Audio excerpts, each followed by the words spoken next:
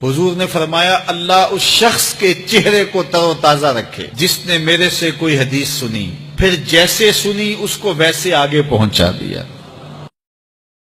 ونصلی ونسلم علی رسولہ الکریم، اما بعد فاعوذ باللہ من الشیطان الرجیم، بسم اللہ الرحمن الرحیم۔ یا ایھا الذین آمنوا کتب علیکم الصیام کما کتب علی الذین من قبلکم لعلکم تتقون، صدق اللہ مولانا العظیم۔ سیدنا کریم صلی اللہ تعالی علیہ وآلہ وسلم۔ دوستان عزیز، السلام علیکم ورحمۃ اللہ وبرکاتہ۔ ماہ رمضان المبارک کی آمد ہے۔ ماہ رمضان المبارک کی فضیلت کے حوالہ سے آج آپ کے سامنے حضور نبی رحمت سید عالم نور مجسم صلی اللہ علیہ وسلم کا ایک عظیم اور جامع خطبہ پیش کیا جائے گا، تاکہ ماہ رمضان المبارک جو ہمارے اوپر سایہ فگن ہونے والا ہے اس کی فضیلت اور عظمت ہمارے دلوں میں پہنچے، ہمارے افہام اور اذہان تک پہنچے، اور ہم اس ماہ مبارک کی کما حقہ قدر کر سکیں۔ ایک پورا خطبہ ہے جس کو حضرت امام ولی الدین خطیب تبریزی رحمۃ اللہ علیہ نے، صاحب مشکات نے، مشکات المصابیح جلد 1 کتاب الصوم، اس کی 3 فصل اور حدیث نمبر 1868 ہے۔ یہ خطبہ حضور علیہ السلام کے ایک صحابی حضرت سیدنا سلمان فارسی رضی اللہ تعالی عنہ نے یہ روایت کیا ہے۔ سلمان فارسی رضی اللہ تعالیٰ عنہ وہ صحابی ہیں جن کے بارے میں علماء نے لکھا ہے ان کے سوانح میں کہ ان کی عمر 250 برس تھی، اور یہ تعلق رکھتے تھے فارس ایران کے ساتھ، اور ان کا والد آتش پرست تھا، وہ آگ کی پوجا کیا کرتا تھا۔ ان کی ڈیوٹی اس نے لگائی ہوئی تھی کہ آگ کو جلائے رکھے اور اس کے سامنے ہاتھ باندھ کے کھڑا رہے اور کبھی بھی بجھنا نہ دے۔ لیکن حضرت سلمان فارسی رضی اللہ تعالیٰ عنہ کے دل میں یہ چیز رکھی تھی اللہ تعالیٰ نے کہ یہ جو آگ ہم خود جلاتے ہیں اور ہمارے جلانے کی یہ محتاج ہے، ہم نہ جلائیں تو یہ ختم ہو جائے، یہ خدا کیسے ہو گئی؟ تو اللہ تعالیٰ نے آپ کا پھر جب یہ ذہن بنایا تو اللہ تعالیٰ نے ایک ذریعہ بنا دیا، ایک پادری جو اس دور کا تھا، اس کے ذریعے اللہ تعالیٰ نے آپ کو دین عیسوی کی توفیق دی اور آپ توحید کی طرف آ گئے، حتیٰ کہ پھر آپ کو توحید کی پاداش میں اپنا گھر بار چھوڑنا پڑا، اور حضور علیہ السلام کی تلاش میں یہ پھرتے رہے اور علماء اہل کتاب کے پاس پڑھتے رہے۔ جب کئی علماء، کئی اساتذہ ان کی اس دنیا سے چلے گئے، جب آخری استاد تھا تو اس سے پوچھا، ہے میرے استاد محترم آپ بھی دنیا سے جا رہے ہیں اور میری ابھی تسلی نہیں ہوئی، ابھی میں اپنے منزل مقصود تک نہیں پہنچا، بتائیے اب میں کس کے پاس جاؤں؟ تو اس پادری نے پھر کہا کہ ہماری کتابوں میں یہ لکھا ہوا ہے کہ نبی آخر الزماں احمد مجتبیٰ جناب محمد مصطفیٰ صلی اللہ علیہ وآلہ وسلم کا زمانہ بعثت، زمانہ آمد قریب ہے، لہٰذا تم عربستان چلے جاؤ، تم عرب کی سرزمین پہ چلے جاؤ، شاید اللہ تمہاری قسمت کی یاوری کرے اور مہربانی کرے اور تم اس آخری نبی صلی اللہ علیہ وسلم کی قربت اور صحبت میں چلے جاؤ۔ حتیٰ کہ 9 مرتبہ یہ بکتے بکاتے مکہ پہنچے اور مکہ سے پھر مدینہ پہنچے، اور وہاں جناب والا انہیں اطلاع پہنچی کہ حضور علیہ السلام نے دعوی نبوت کیا ہے۔ حضور علیہ السلام پھر ہجرت کر کے مدینہ تشریف لائے، ان کی قسمت نے یاوری کی، یہ پھر اس طرح حضور علیہ السلام کی نشانیاں جو پرانی کتابوں میں تھی وہ جانتے ہوئے حضور علیہ السلام کی بارگاہ پاک میں پہنچ گئے۔ دوستان عزیز، کہا جاتا ہے کہ پیاسا چل کر کنویں کے پاس جاتا ہے، لیکن حضرت سلمان فارسی رضی اللہ تعالیٰ عنہ کی قسمت پہ قربان جائیے، یہ پیاسے ہیں، انہیں چل کر کنویں کے پاس نہیں جانا پڑا، بلکہ کنواں چل کر اس پیاسے کے پاس آ گیا۔ تو وہ اس حدیث پاک کے راوی ہیں، 250 سال ان کی عمر۔ ان سلمان الفارسی رضی اللہ تعالی عنہ قال خطبنا رسول اللہ صلی اللہ علیہ وآلہ وسلم فی آخر یوم من شعبان۔ حضرت سیدنا سلمان فارسی رضی اللہ تعالیٰ عنہ کہتے ہیں شعبان کے آخری دن، آخری تاریخ کو اللہ کے نبی صلی اللہ علیہ وسلم نے ہم صحابہ کو جمع کر کے ایک خطبہ عطا فرمایا، ارشاد فرمایا فقال یا ایھا الناس، اے لوگو، قد اذلکم شہر عظیم شہر مبارک شہر فیہ لیلۃ خیر من الف شہر۔ فرمایا اے لوگو، اور 3 جملے ارشاد فرمایا تمہارے اوپر ایک عظیم مہینہ سایہ فگن ہو گیا، ایک برکت والا مہینہ آیا ہے، اور وہ برکت والا مہینہ جس کی ایک رات 1000 مہینوں کی عبادت سے بہتر اور افضل ہے۔ دیکھیے اللہ کے محبوب صلی اللہ علیہ وسلم اس ماہ مبارک کو کس والہانہ انداز سے اپنی امت کے سامنے پیش کر رہے ہیں۔ اور پھر فرمایا جعل اللہ صیامہ فریدۃ،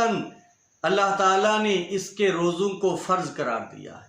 وقیام لیلہ تطوعا، اور اس کی راتوں میں قیام کرنا نفل قرار دیا ہے، اس میں نماز تہجد ادا کرنا، اور بالخصوص اس میں جو اضافی عبادت ہوتی ہے وہ نماز تراویح، اور نماز تراویح علماء نے لکھا ہے کہ سنت مؤکدہ ہے۔ اور پھر فرمایا من تقرب فیہ بخصلۃ من الخیر کان کمن ادی فریدۃ فیما سواہ، جس بندے نے ایک خیر کی اور بلائی کے ذریعے اور نفل کے ذریعے اللہ تعالیٰ کا قرب حاصل کرنے کی کوشش کی، تو فرمایا ایسا ہی ہے جیسے رمضان کے علاوہ اس نے وہ فرض ادا کیا ہے۔ وَمَنْ أَدَّى فَرِيضَةً فِيهِ كَانَ كَمَنْ أَدَّى 70 فَرِيضَةً فِيمَا سِوَاهُ، اور جس نے اس ماہ مبارک میں ایک فرض ادا کیا گویا اس نے دوسرے مہینوں میں 70 فرض ادا کیے۔ تو پتہ کیا چلا، اس میں جو نفل ادا کرتا ہے فرضوں کا ثواب پاتا ہے، اور جو فرض پڑھتا ہے، فرض ادا کرتا ہے تو وہ 70 گنا درجہ اس کا بڑھ جاتا ہے۔ اس ماہ مبارک کی یہ فضیلتیں، یہ برکتیں ہیں، اور یہی نہیں، ہر نیکی کا اجر اللہ تعالیٰ بڑھا دیتا ہے۔ ایک اللہ کی بارگاہ میں پیش کریں، 1 روپیہ پیش کریں، 70 کا ثواب لکھا جاتا ہے۔ اگر جناب والا ایک قرآن کا ختم کریں، 70 قرآن پاک ختم کرنے کا ثواب عطا کیا جاتا ہے۔ الغرض کے ہر ایک نیکی کا اجر و ثواب بڑھا دیا جاتا ہے۔ اور پھر فرمایا وَهُوَ شَهْرُ الصَّبْرِ،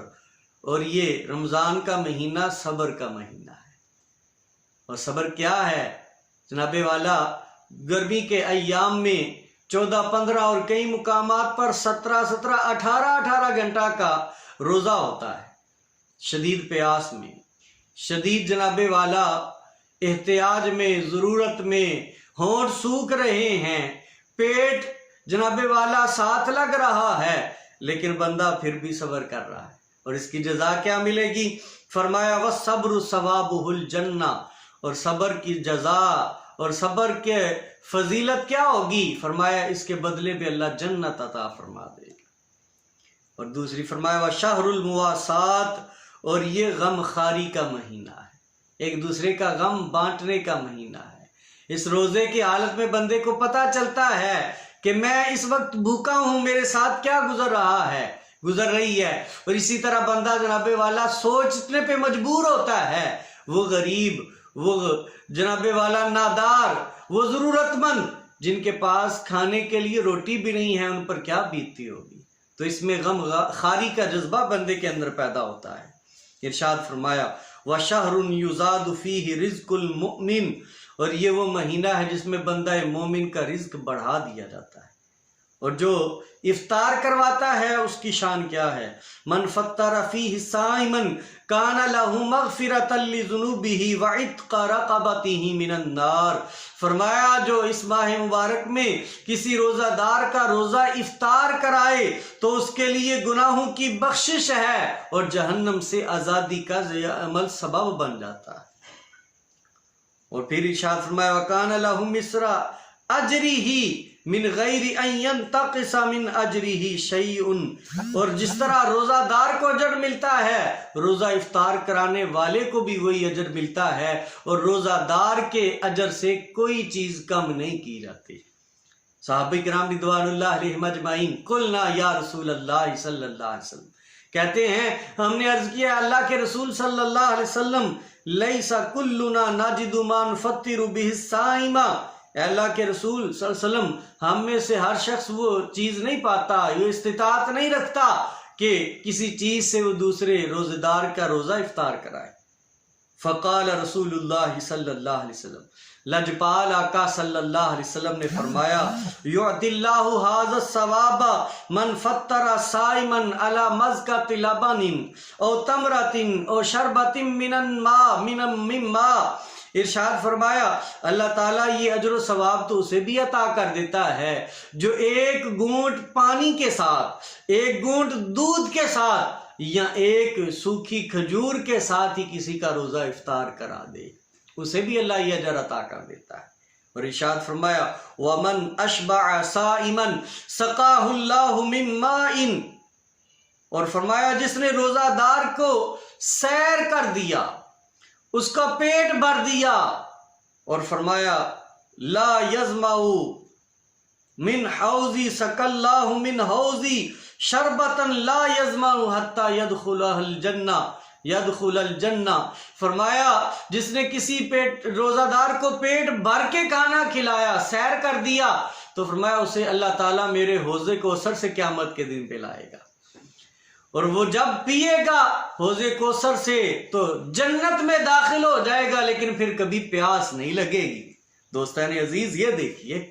یہ کسی روزہ دار کا روزہ افطار کرانے کا اجر ہے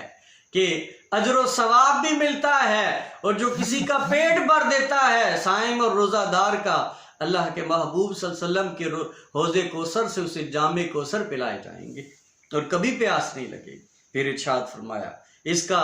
اجمالی طور پر اس کے 3 اشرے ہیں، ان کا تعارف کرایا، فرمایا وَهُوَ شَهْرٌ أَوَّلُهُ رَحْمَةٌ وَأَوْسَطُهُ مَغْفِرَةٌ وَآخِرُهُ عِتْقٌ مِّنَ النَّارِ، فرمایا اس کا جو پہلا اشرہ ہے، اول حصہ ہے، یہ رحمت ہی رحمت ہے، اس کا درمیانی اشرہ بخشش ہے، اور اس کا تیسرا جو اشرہ ہے یہ گردن کو جہنم کی آگ سے آزاد کرانے کا سبب ہے۔ دوستان عزیز دیکھیے کتنے